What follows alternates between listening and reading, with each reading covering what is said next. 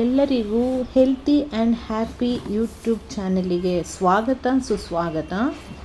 ಸಮಸ್ತ ಜನತೆಗೂ ಶ್ರೀರಾಮನವಮಿಯ ಶುಭಾಶಯಗಳು. ಶ್ರೀರಾಮ ಸ್ಮರಣೆ ಸಮಸ್ತ ಜನರಿಗೂ ಹರ್ಷ, ಸಂತಸ ಹಾಗೂ ನೆಮ್ಮದಿಯನ್ನು ತರುತ್ತದೆ. ಇದೀಗ ಅಯೋಧ್ಯೆಯಲ್ಲಿ ಶ್ರೀ ಬಾಲರಾಮನ ಪ್ರತಿಷ್ಠೆಯಾಗಿ 15 ತಿಂಗಳು ಆಗಿದೆ. ಎಲ್ಲರೂ ಅವರವರ ಭಕ್ತಿಗನುಸಾರವಾಗಿ ಕಾಣಿಕೆಗಳನ್ನು ನೀಡುತ್ತಿದ್ದಾರೆ.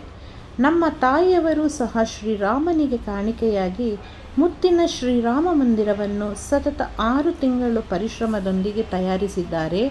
ಇದು ಸುಮಾರು 3 kg ಮುತ್ತು ಹಾಗೂ ವಿವಿಧ ಬಣ್ಣಗಳಿಂದ ಕೂಡಿದ ಮಣಿಗಳಿಂದ ಅಲಂಕರಿಸಿದ್ದಾರೆ.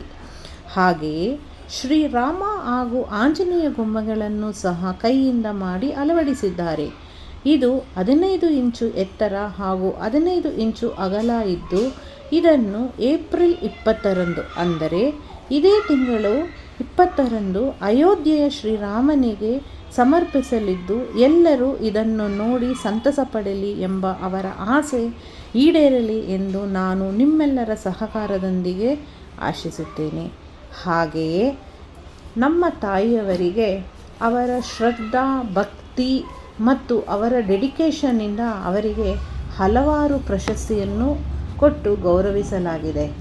ಅದರಲ್ಲಿ ಮುಖ್ಯವಾದದ್ದು India book of records, Aryabhata ಪ್ರಶಸ್ತಿ, ಕೆಂಪೇಗೌಡ ಪ್ರಶಸ್ತಿ, ಹೀಗೆ ಹಲವಾರು ಪ್ರಶಸ್ತಿಗಳನ್ನು ಕೊಟ್ಟು ಗೌರವಿಸಲಾಗಿದೆ.